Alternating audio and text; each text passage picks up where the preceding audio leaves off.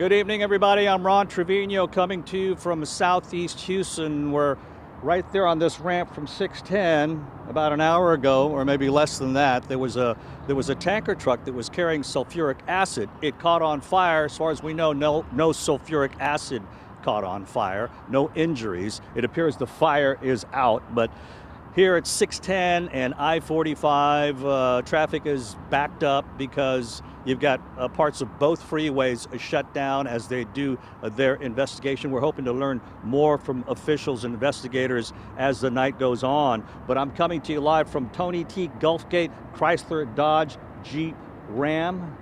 And Guinevere Cloud is one of the managers here. Guinevere, come on over here. Thanks for joining us tonight. Tell us what happened, and what you saw and what you heard. Well, it was just surprisingly that we saw the flames coming from the inside. We're on the floor doing what we do, and that's, taking care of customers. And we run outside, and there's a tanker truck that's on fire. I mean, blazing. And we knew that there was something inside the tank because we started hearing the boom. And we know that the flames were, increasingly getting bigger. And then we saw flames from the truck fall down from beneath the ramp down to the ground. Mm-hmm. And we were just figuring and hoping that there was no one inside of the truck. Well, as far as we know, there were no injuries. Now, how many booms did you hear? There was at least 4. You heard about 4 booms. They yes. sounded like explosions? Oh yes.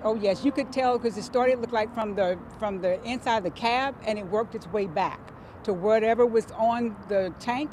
And one of the customers was saying that there are several tanks, something like that, on a 18-wheeler, and this is what you get when the fire is continuing to spread to what's in the back of the truck. Well, it must have been a frightening experience for the employees and the customers. What were you all thinking? Well, we were just thinking that, what do we do? One of our staff members, he grabbed the fire extinguisher. He was wanting to run over to the part that fell down on the ground to see if he could extinguish it. And there's just grass down below and straight yes, asphalt. Yes, and you could see it burning there. But of course, management said, let's stay away because we didn't know how far the fire would spread or how much more fire could fall that would perhaps put him in danger. So we just was hoping and praying that, all was well. And the person was in the cab that they got out. That was our main concern. Yeah, as far as we know, nobody has been injured.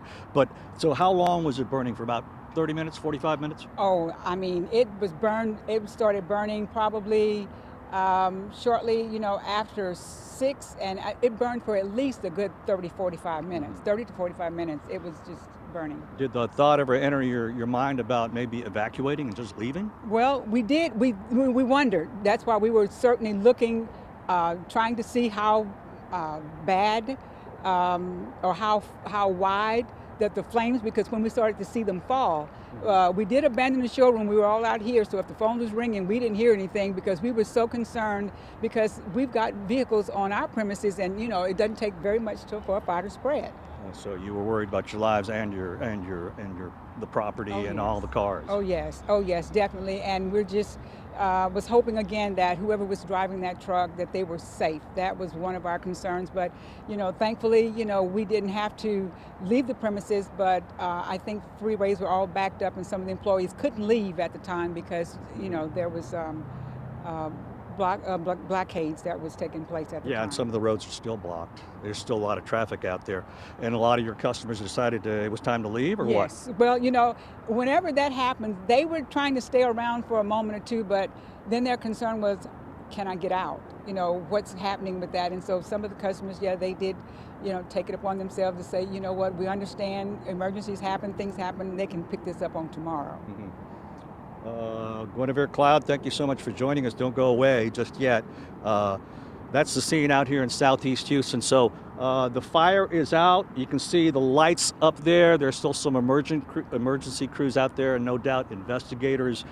This was a tanker truck that was carrying sulfuric acid. As far as we know, none of the sulfuric acid, none of the load was on fire, but there was a huge fire. We've got video of that of course, we'll have at 10 o'clock. And hopefully the authorities will give us some kind of update about how much longer that tanker truck's going to be up there and how much longer these roads are going to be blocked.